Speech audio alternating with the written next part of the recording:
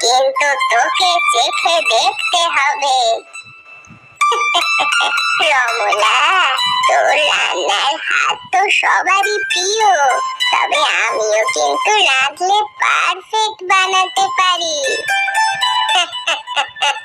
হ্যাঁ, কেন বানাতে পারবি না? নিশ্চয়ই পারবি। সবকিছু ঠিকঠাক পরিমাণ মতো দিলে কেন সুস্বাদু হবে না? হ্যাঁ, আমিও তোর সাথে একমত।